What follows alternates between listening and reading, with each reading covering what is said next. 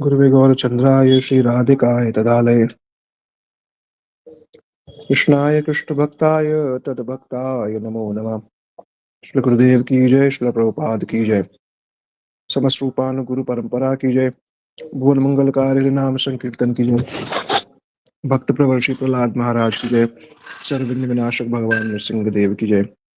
श्री कृष्ण चैतन्य प्रभु नित्यानंद, श्री अद्वैत गदाधर शिवा सतीश गौर भक्त वृंद की जय।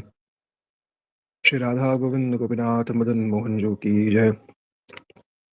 अनंत कोटि वैष्णव वृंद की जय, समागत गौर भक्त वृंद की जय। कृष्णताय गौर प्रेमानंदे, हरि हरि हरि बोल, हरे कृष्ण कृष्ण कृष्ण हरे हरे, हरे राम राम राम हरे हरे, हरे कृष्ण कृष्ण कृष्ण हरे हरे, हरे राम हरे राम राम राम हरे हरे।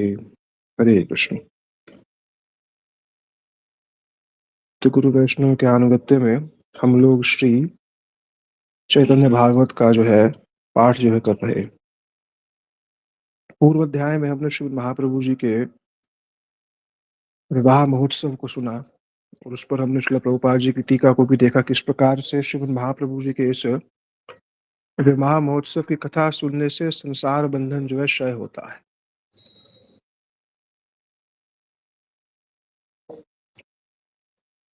श्री वृंदावन दास ठाकुर जी आज कह रहे हैं, महाप्रभु जी की जो बाल्य लीला है, जिनके विद्या विलास, बाल्य लीला ही महाप्रभु जी के विद्या विलास का केंद्र है। महाप्रभु जी ने ये जो बाल लीला प्रकाशित करी, इसका जो मुख्य जो इसकी आयु रही, ये जो विद्या विलास लीला प्रकाशित करी, इसकी मुख्य आयु रही श्रीमद् महाप्रभु जी का बाल्यकाल। महाप्रभु जी को विद्या के अतिरिक्त, अध्ययन के अतिरिक्त और कोई दूसरा कार्य नहीं था। प्रश्न ये उठता है, विद्या का जो अंतिम लक्ष्य है वो है विद्या भागवतावधि। विद्या का लक्ष्य है श्री भगवान को जान लेना, भगवान के साथ अपने संबंध को पुनः स्थापित कर लेना। पर महाप्रभु जी जिस विद्या का अध्ययन कर रहे हैं, उसमें विद्या का मूल लक्ष्य कहीं ना कहीं इन सब विद्या संबंधी विषयों को ही केवल ग्रहण करना है। तो एक तरफ तो प्रभु स्वयं पीछे जाकर के समस्त विश्व को विद्या की जो अवधि है हरिनाम संकीर्तन का आदेश देंगे, और दूसरे स्तर पे यहाँ महाप्रभु जी स्वयं की विद्या रस में निमग्न है। उसका कारण यही है, समस्त विद्याओं को प्राप्त करने के पश्चात श्री कृष्ण नाम संबंधी विद्या को प्राप्त करना ही विद्या का वास्तविक फल है। वर्णन ये भी आता है श्री जैव धर्म में, कृष्ण महाप्रभु जी ने, इसकी जो कि इतनी प्रचलित बात नहीं है, पर महाप्रभु जी ने न्याय शास्त्र पर अपनी एक टीका भी लिखी थी। पर जब उन्होंने वैष्णव धर्म को अंगीकार किया, कि महाप्रभु जी को समस्त नदिया के जन कहते थे कि आप इसी अध्याय में उसका वर्णन आएगा कि ऐसा अभूतपूर्व रूप है आपका, ऐसा अभूतपूर्व सौंदर्य है, पर ऐसा अभूतपूर्व रूप और सौंदर्य होने के बाद भी आपके कृष्ण में रति नहीं है। तो एक शिक्षाप्रद कि समस्त विद्याओं का मूल एक ही वस्तु है, और वो है श्री कृष्ण में प्रेम की उत्पत्ति हो जाना। महाप्रभु जी का स्वरूप कैसा? जिनिया कंदर्प कोटि रूप मनोहर, प्रति अंगे निरूपम लावण्य सुंदर। कोटि कोटि कंदर्पों के सौंदर्य को भी विजय करने वाले श्रीमद् महाप्रभु जी हैं, ऐसा मनोहर उनका रूप है। और प्रति अंगे निरूपम लावण्य सुंदर, प्रत्येक अंग जो है उनका वो अत्यंत देदीप्यमान है। आजन लंबित भुज, कमल नयन, अधरे तांबूल दिव्यवास परिधान। आजन लंबित भुजाएं हैं श्री महाप्रभु जी की, कमल सदृश नेत्र हैं, ओष्ठ पर कुछ लालिमा है तांबूल की, और श्री अंग जो है दिव्य वस्त्र धारण किए हुए हैं।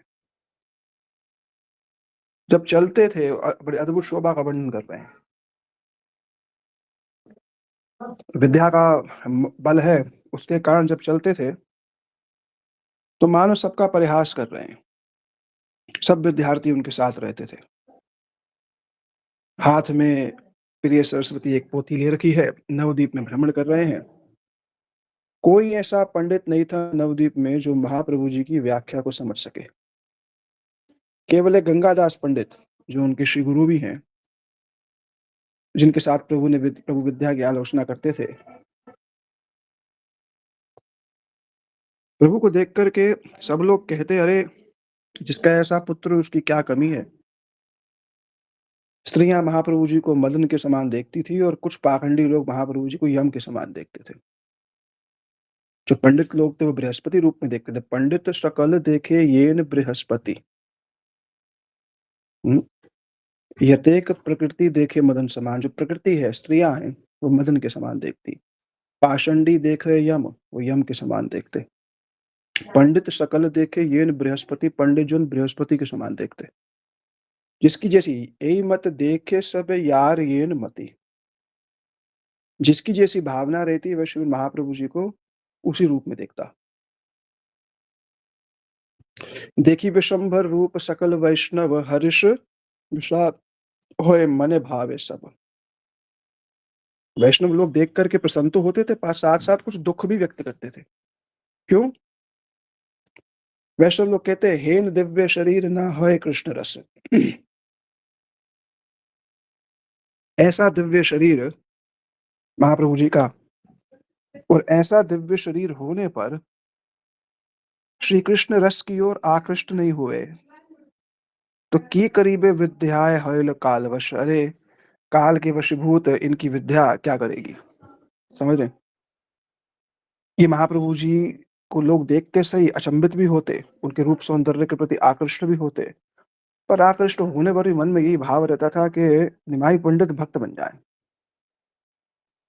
सब वैष्णव मोहित वैष्णव सब प्रभुर माया है। प्रभु की माया से सब लोग मोहित रहते। ऊपर भी इस बात को बोला गया कि "एई मत वैसे वैकुंठेर राय, के तारे जानिते पारे यदि ना जनाए। और शिशु मत क्रीड़ा करे गौर राय, के तारे जानिते पारे यदि ना जनाए।"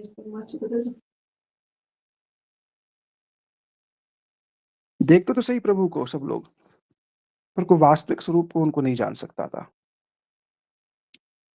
कोई कहता महाप्रभु जी से, "विशंबर तुम विद्यारस में मत होकर के अपने समय को व्यर्थ नष्ट करते रहते हो। क्यों नष्ट करते हो ऐसा?" महाप्रभु जी हँस जाते। सेवक के वचन है ना,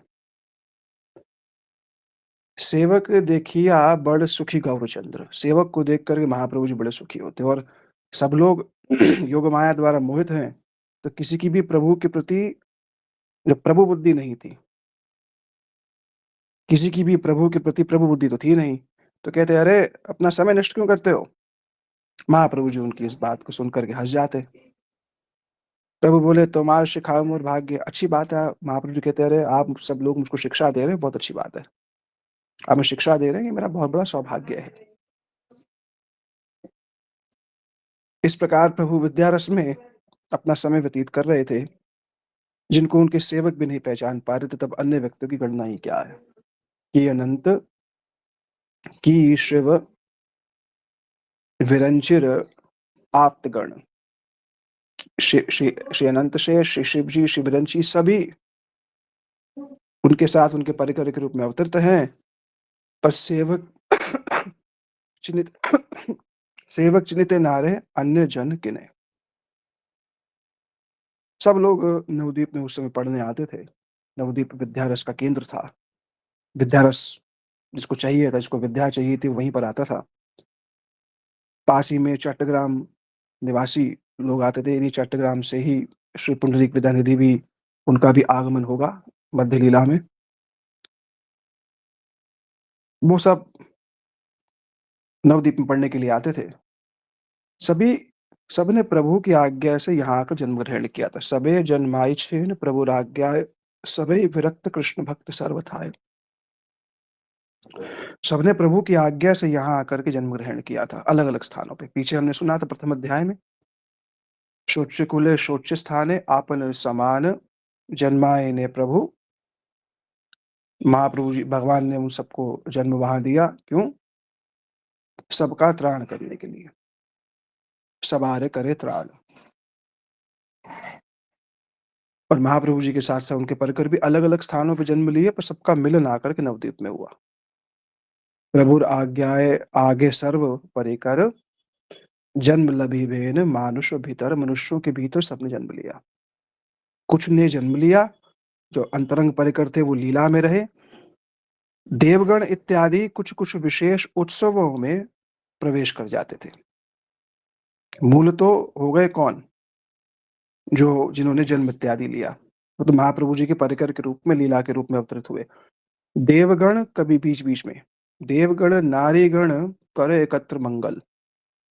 फिर हमने सुना कि देवगण देव वधूगण नर रूपे, प्रभु विवाह आसी आछन कौतुके, तो वो बीच-बीच में कभी आते और चले जाते।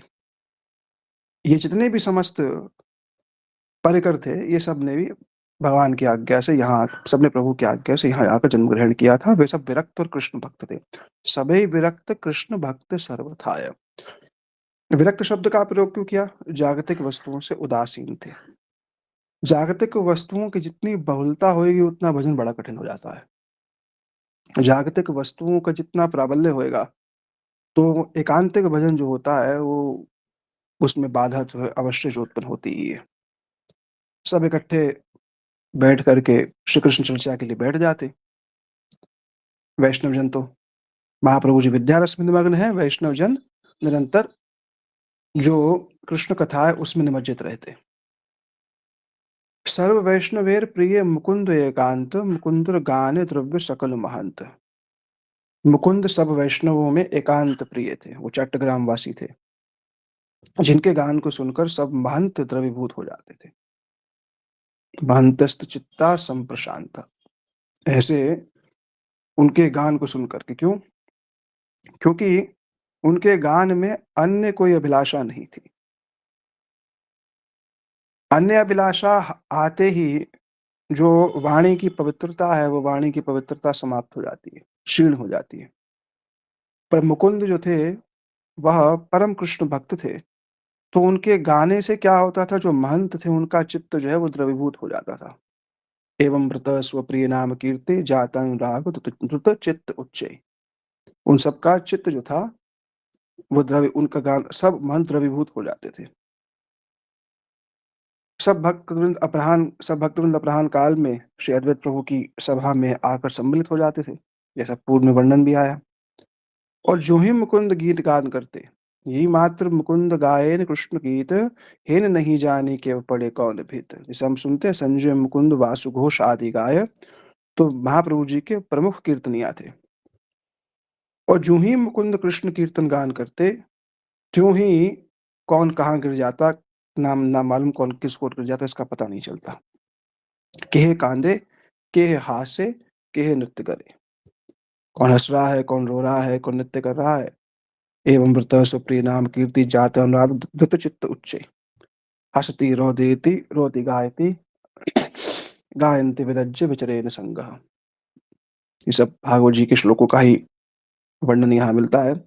कोई वस्त्र को संभाले बिना ही लोटपोट होने लगता, कोई हुंकार करता, कोई ताल ठोकता, कोई जाकर के मुकुंद के गान को सुन करके दोनों के चरण ही श्री मुकुंद के दोनों चरणों को ही पकड़ पकड़ लेता, ऐसा सुंदर गान करते थे।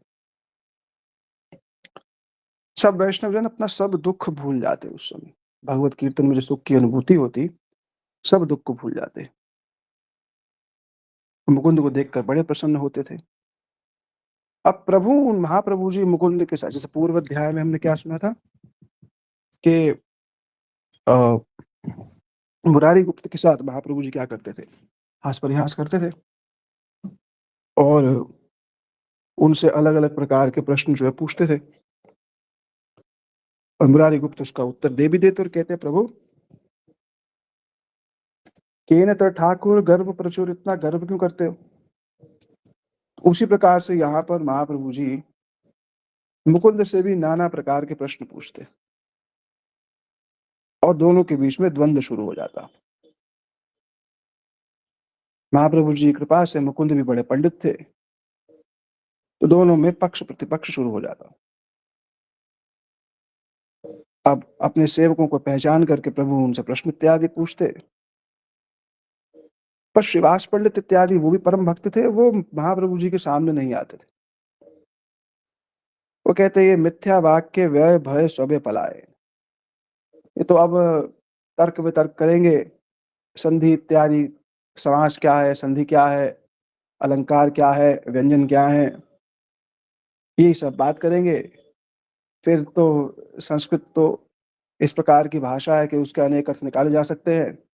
ये कभी कोई अर्थ निकालेंगे, दूसरा अर्थ निकालेंगे, पर इनकी पूरी की पूरी व्याख्या में कृष्ण भक्ति नहीं मिलेगी हमें। समस्त वर्णों की सिद्धि है भगवान के नामों का कीर्तन।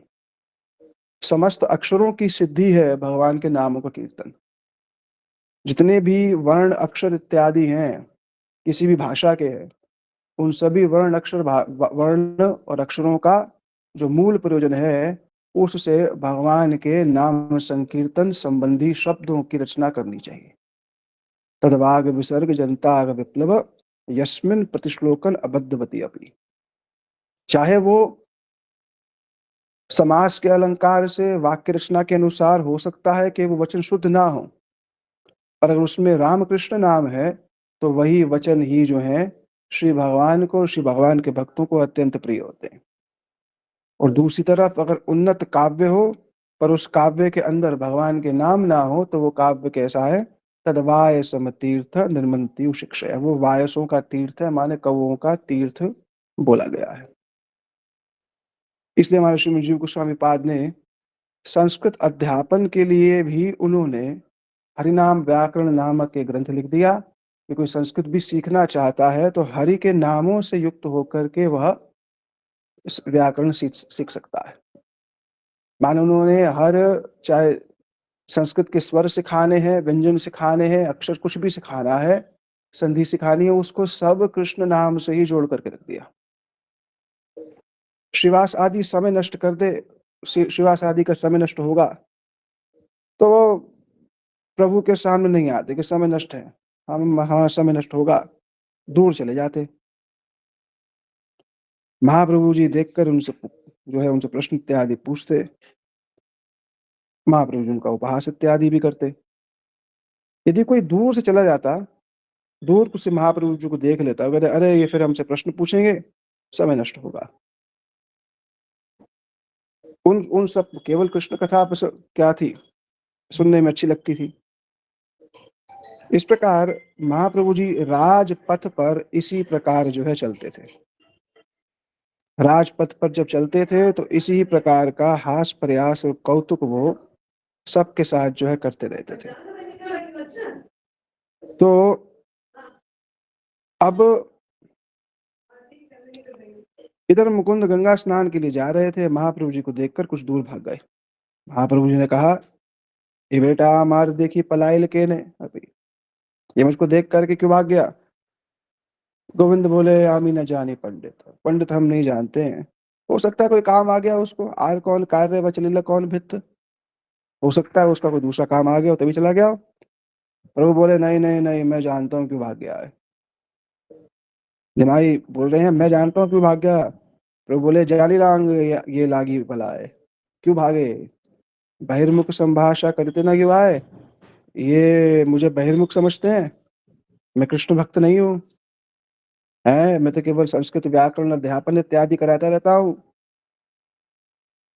सबके साथ तर्क वितर्क करता हूँ, खंडन मंडन करता हूँ बातों का, मेरी बातों में उनको कृष्ण सन्मुखता नहीं लगती, ये मुझे कृष्ण बहिर्मुख मानते हैं, मैं कृष्ण से विमुख हूँ, इसलिए करके भाग गया मुझको, इसलिए इसलिए लोग मुझसे बात नहीं करना चाहते, इसलिए मुकुंद दूर चला चला के भाग गया। महाप्रभु जी बोले, ये वैष्णव शास्त्र पढ़ता है, ये बेटा पढ़ेगा तो वैष्णव शास्त्र, वैष्णव शास्त्र पढ़ने वाले जो होते हैं वो तो भगवान का भजन करते हैं। थोड़ा बहुत विद्या अध्ययन संस्कृत इत्यादि पढ़ लेते हैं, वो भी किसके लिए? ग्रंथ पाठ इत्यादि के लिए, अपने पांडित्य के लिए नहीं, अपने किसी पदवी के लिए नहीं। क्यों? मैं तो केवल पांजी वृत्ति टीका आदि की ही व्याख्या करता हूँ ना। अमार संभाषे नाय कृष्णेर कथन अतः वामा देखी करे पलायन। मेरी बातों में ना कृष्ण भक्ति की बात नहीं होती। जिनके माध्यम से जगत कृष्ण चैतन्यमय हुआ है, ऐसे प्रभु का जो अत्यंत अद्भुत कौतुक विलास है, विद्या विलास है, उसका वर्णन श्रीमन वृंदावन दास ठाकुर जी कर रहे हैं। महाप्रभु जी कह रहे हैं, अरे मेरी बात में ना कृष्ण भक्ति की बात तो होती नहीं है। अमार संभाषे नाही कृष्णेर कथन, अतः वामा देखी करे पलायन। ऐसे मेरे को देख के इसलिए भाग जाते हैं, इसलिए मुझे देख करके भाग गया। देखो एक समय आएगा और संतोष से मुकुंद को गाली देने के बहाने प्रभु अपने स्वरूप को प्रकाशित करने लगे। प्रभु बोले, थोड़े दिन रुक जाओ बस। आर बेटा कत दिन थाक, थोड़े दिन रुक जाओ। तुम मेरे कौशल से कैसे बच सकते हो देखा जाएगा। हासी बोले, प्रभु आगे पढ़ो कत दिन, तबे से देखिवा मोर वैष्णव चिन्ह। थोड़े दिन में देखना मैं वैष्णव बन जाऊंगा। पहले विद्या अर्जन कर लूं, हम्म, थोड़ी दिन और पढ़ लेता हूँ, फिर मैं वैष्णव बन जाऊंगा। तब तुम मुझमें वैष्णवता के समस्त लक्षण जो है वो सब देखोगे। और मैं कैसा वैष्णव होऊंगा? सामान्य वैष्णव नहीं होऊंगा मैं। क्या अद्भुत वर्णन दे रहे हैं। यही मत वैष्णव मुई हई मु संसारे। मैं संसार में इस प्रकार का वैष्णव होऊंगा कि अज भव आसी वेक आमार द्वारे, किसी ब्रह्मा जी से शिव जी भी मेरे द्वार पर आएंगे। ऐसा वैष्णव बनूंगा मैं। अब महाप्रभु जी हंसते हुए बोले, सुन भाई सब यही हमार वचन। सब भाइयों मेरी बात सुनो। वैष्णव है सुमुई सर्व विलक्षण। ऐसा वैष्णव बनूंगा मैं, इसकी कोई तुलना नहीं होगी। वैष्णव है सु वैष्णव होऊंगा मैं, सबसे विलक्षण वैष्णव होऊंगा मैं। अब इसके तो बड़े अर्थ किए जा सकते हैं। महाप्रभु जी की विलक्षण वैष्णवता की तो कोई सीमा ही नहीं है। जिन्होंने इस जगत में प्रेम भक्ति के समस्त भावों और विकारों को अपने माध्यम से प्रकाशित किया, इस प्यार की तो अनेक प्रकार से व्याख्या जो की ही जा सकती है। पर संक्षेप में यही, अलौकिक वैष्णव मैं वैष्णव बनूंगा। ये सब मुझे देख करके भागते हैं ना, इस समय जो ये सब मुझे भाग जाते हैं, तार ये न मोर गुण कीर्ति गाए। देखना वे भी मेरे गुण कीर्ति गाएंगे। ये सब भी मोर गुण कीर्ति गाएंगे, मेरे गुण कीर्ति गाएंगे। प्रभु ऐसा प्रभु हंसते हुए, इतना कहकर प्रभु हंसते हुए शिष्यों के साथ अपने घर को चले गए।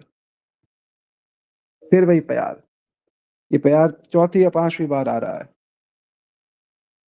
ऊपर आया था, यही मत वैसे लीला करे श्री गौर राय, पिता ने जानित पारे यदि ना जनाया। शिशु रूप क्रीड़ा करे गौर राय, पिता ने जानित पारे यदि ना जनाया। फिर आ गया, ए मत रंग करे विशंभर राय, पिता ने जानित पारे यदि ना जनाया। इस प्रकार विशंभर राय अनेक प्रकार के लीला कौतुक करते, किंतु जब तक वह स्वयं को प्रकाशित ना करे तब तक कोई भी उनको नहीं जान सकता है। कि बार बार वृंदावन दास ठाकुर जी इस प्यार को अलग अलग अन्य वचनों से संयुक्त हो करके इस प्यार को बार बार जो है चैतन्य भागवत में कह रहे हैं कि भगवान जब जिसको अंगीकार कर लेते हैं, उसके सामने ही अपने स्वरूप को जो है प्रकाशित करते हैं। इसको हमने गुरुदेव की तिथि पर भी सुना, किसके सामने अपने स्वरूप को प्रकाशित करते हैं, किसको अंगीकार करते हैं? अपना मान लेता है, गुरु के वचन से इतर कुछ नहीं करता। अपनी पांडित्य, अपना बल, अपनी प्रतिभा, अपने अपने कौशल पर कोई भी उसका भरोसा नहीं होता।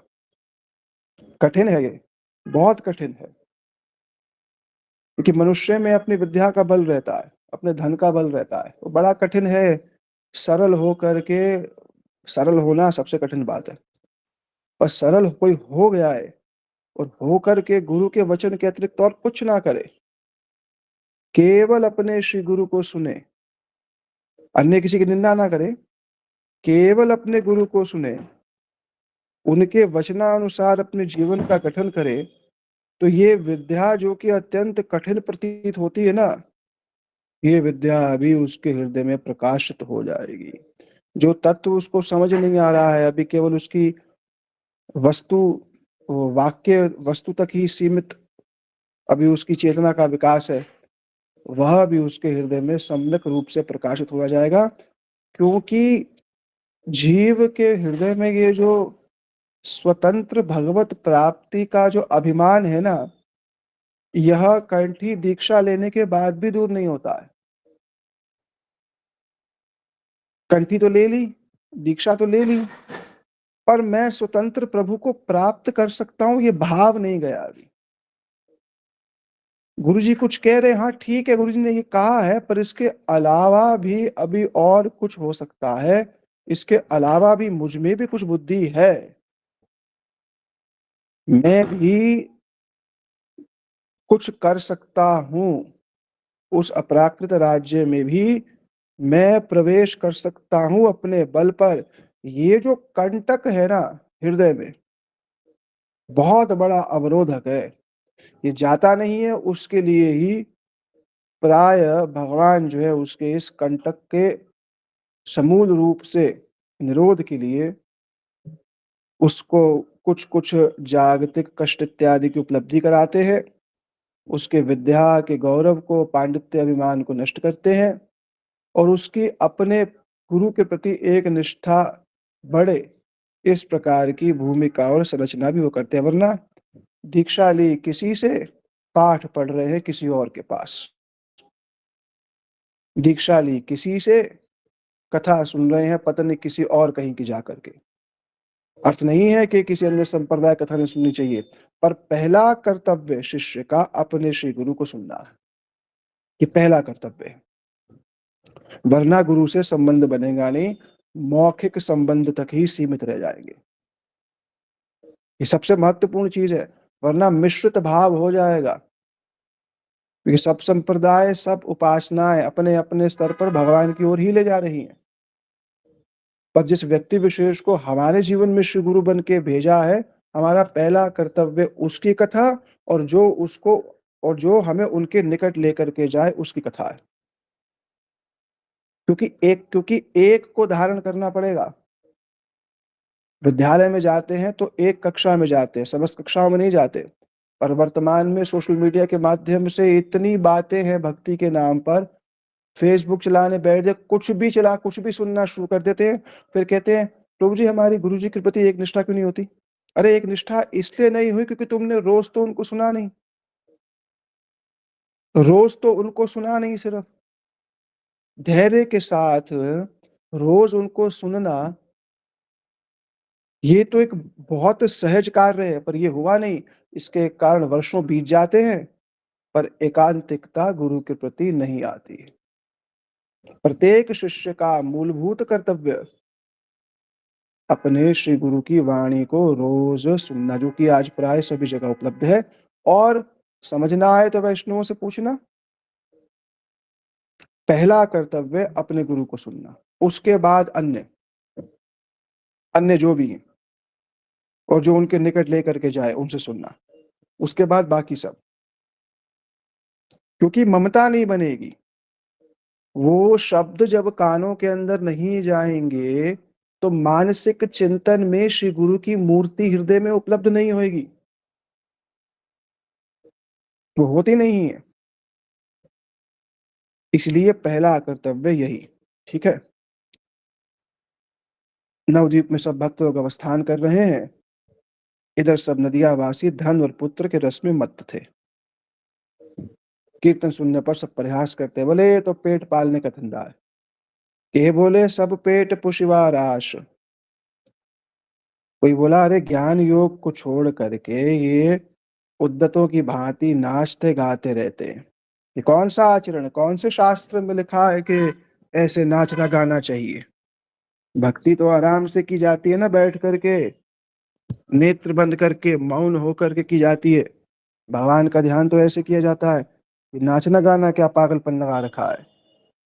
शास्त्र कहता है कि पदतल खंडेर पृथ्वीर अमंगल, दश दिश दिक मात्र होय सुनिर्मल, बाहुतुलिते स्वर्ग विघ्नेर नाश, हेन यश हेन नृत्य हेन तोर दास। भगवत नृत्य, भगवत कीर्तन केवल कोई अ, कल्पनात्मक विषय नहीं है। महाप्रभु जी ने जो इसको किया है ना, बड़े बड़े पंडित भी सब पढ़ पढ़ा करके इसी पर ही आते हैं, नाम संकीर्तन नाम संकीर्तन नाम संकीर्तन। तभी कह दिया प्राय यजंती ही सुमेध साहब। जो सुमेधावान है ना, उनको पता है कि भाई आयु ही बहुत कम है, वो सीधा नाम संकीर्तन को परम साधन मान करके नाम संकीर्तन, साधु संग में नाम संकीर्तन मुख्य, इसको मान करके अपना जीवन व्यतीत करके चरम सिद्धि को प्राप्त कर जाते हैं। तो कुछ लोग कहते हैं ये ज्ञान योग संबंधी विचार को छोड़ करके नाचते गाते कौन सा आचरण है ये, और वो भी उद्धतों की भांति। कोई कहता अरे हमने तो भागवत पढ़ ली, लेकिन हमने तो कहीं नहीं देखा नाचना रोने का विषय, जबकि समस्त भागवत में ये दिया हुआ है। अलग अलग लोग बात कहते। श्रीवास देखो भाई, श्रीवास पंडित चारों भाई के उच्च संकीर्तन से भोजन करने के बाद सोया भी नहीं जाता, इतनी जोर से नाम संकीर्तन करते हैं कि सोने भी नहीं देते हैं। धीरे धीरे कृष्ण बोलो, धीरे धीरे कृष्ण बलि लेके पुण्य न है, कि धीरे धीरे कृष्ण कहने से क्या पुण्य नहीं होता। अरे जब महाप्रभु जी स्वयं कृष्ण है, अगर वो कोई पद्धति बता रहे हैं तो वो पद्धति सर्वश्रेष्ठ होगी कि नहीं होगी। महाप्रभु जी को कृष्ण भी मानने पर उसके बाद महाप्रभु जी की बात के विपरीत विचार देना, कि महाप्रभु जी को मानना हुआ नहीं हुआ। अरे जिन महाप्रभु जी से श्री वृंदावन प्रकाशित हुआ, जिन महाप्रभु जी के सेनापतियों ने वृंदावन को प्रकाशित किया, उनकी पद्धति में कोई दोष नहीं है। तो उनके प्रति जो आदर है वो सम्यक होना चाहिए। वो जानते हैं कि मन मन चिंतन करने से इंद्रियों में स्फूर्ति नहीं आती है, कीर्तन के प्रभाव से स्मरण होता है। तो धीरे धीरे कृष्ण कहने से क्या पुण्य नहीं होता, ऐसे लोग कहते। नाचने गाने एवं उच्च स्वर से पुकारने से क्या पुण्य होता है। ये पाषंडी लोग ऐसी बात करते थे, वैष्णव को देखते ही कटु वाक्य कहने लग जाते। वैष्णव जन दुखी होते, विष्णु माया मोहित सकल संसार, और कृष्ण कृष्ण सवे कांदिन ऊर्ध्वराय, कृष्ण कृष्ण में कहकर रोते। बोलेंगे कृष्णचंद्र हमारे दुख कब नाश होगा। क्या दुख था, वैष्णव को क्या दुख है। यही दुख था कि ये लोग अपना अमंगल कर रहे हैं, लोग अपना अमंगल कर रहे हैं, और कब आप इस संसार में प्रकट होगे। श्री अद्वैताचार्य जी के निकट बैठ करके उन पाषंडी के वाक्यों से हुआ दुख निवेदन करते थे कि प्रभु हमें ये दुख है। अद्वैताचार्य बोले मैं अद्वैत रूप धारण कर लेते, अद्वैत रुद्र रूप धारण कर लेते, और सब पाषंडियों का संहारी मु सब बलि करे, सुनिया अद्वैत है रुद्र अवतार, संहारी मु सब बलि करे हुंकार। मेरे प्रभु शीघ्र आएंगे, आ रहे हैं, आशिते छे मोर प्रभु चक्रधर। और तुम सब देखना इस नदिया में क्या होता है। देखो, फिर कहते देखो शीघ्र ही मेरे चक्रधारी प्रभु यहाँ आ रहे हैं, तुम सब देखना इस नदिया में क्या होता है। कराइम कृष्ण सर नयन गोचर, सुन श्रीवास शुक्लांबर, सुन श्रीवास गंगा दास पंडित शुक्लांबर, कराइम कृष्ण सर्व नयन गोचर। कृष्ण को मैं सबके नयनों के निकट लेकर के आऊंगा। कराइम कृष्ण सर्व नयन गोचर, तबे से अद्वैत नाम कृष्ण रिकर, तबे तद्वैत सिंगावार बढ़ाई, वैकुंठ वल्लभ हितांग दिखाई। आनिया वैकुंठ नाथ साक्षात करिया, नाचिया गाइया सर्व जीव उद्धारिया। पूर्व अध्यायों में वर्णन किया गया। यहाँ पर फिर वही कहा, मैं तो मैं कृष्ण श्री कृष्ण को सबके नयन गोचर कराऊंगा, तभी कृष्णदास मेरा नाम, मेरा द्वैत नाम सार्थक होगा। हे भाइयों सुनो, अब और मन में दुख मत पाओ। तुम सब यहाँ श्री कृष्ण का अनुभव जो है करोगे।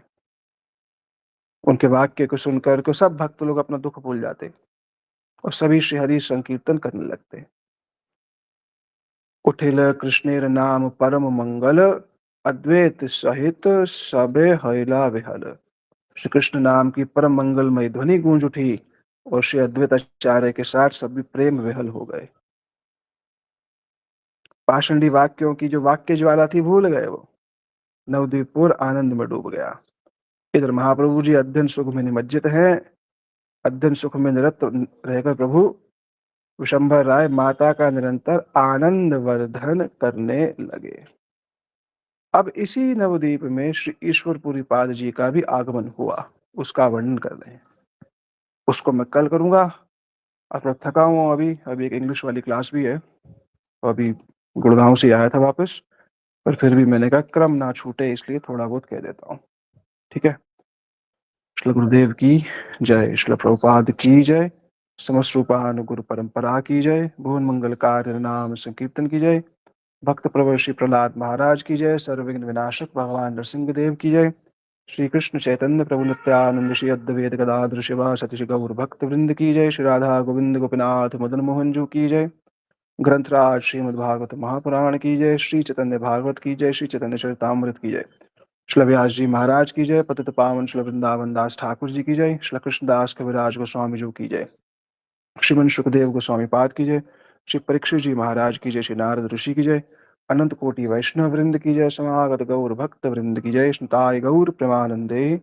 हरि हरि हरि हरि बोल। हरे कृष्ण कृष्ण कृष्ण हरे हरे, हरे राम राम राम हरे हरे, हरे कृष्ण कृष्ण कृष्ण हरे हरे, हरे राम राम राम हरे हरे। हरे कृष्ण। कल से भागवत शुरू है फरीदाबाद में, तो कल तो सुबह दिन में है, दोपहर के आसपास तक। कल तो जब मैं आ जाऊंगा तो बता दूंगा कि कर पाऊंगा नहीं कर पाऊंगा। वैसे तो मैं उम्मीद है 4 बजे तक आ ही जाऊंगा, तो शाम के टाइम ऐसे कर लेंगे। परसों से दोपहर 3 से 6 कथा है डेली। अब मैं तो ये सोच रहा था कि 1 बजे के आसपास या 12:30 के आसपास जैसे भी मेरे को टाइम मिलेगा तो उस समय पौने घंटे के लिए 1 घंटे के लिए इसको उस समय पाठ कर लेंगे जाने से पहले। ठीक है ना, मैं कंफर्म कर दूंगा आप सबको। चलो सभी को हरे कृष्णा, प्रणाम दंडवत प्रणाम प्रभु जी। हरे कृष्ण प्रभु जी, दंडवत प्रणाम प्रभु जी। फरीदाबाद में सभी कहा को। मंदिर में ही है भागवतम आपकी? हाँ जी मंदिर, हाँ जी वासु प्रभु कर रहे हैं, मैं साथ ही बैठ रहा हूँ उनके। ठीक है प्रभु जी। प्रभु जी आप टाइमिंग्स बता दीजिएगा, हम एक दिन कोशिश करेंगे आने की, एक दो ठीक दिन है जो भी पॉसिबल। ठीक है। ठीक है प्रभु जी, धन्यवाद प्रणाम। हरे कृष्ण प्रभु, हरे कृष्ण दंडवत प्रणाम हरे प्रभु कृष्णा जी। प्रभु जी। हाँ जी सभी को धन्यवाद माता, सभी को धन्यवाद। हरे कृष्णा।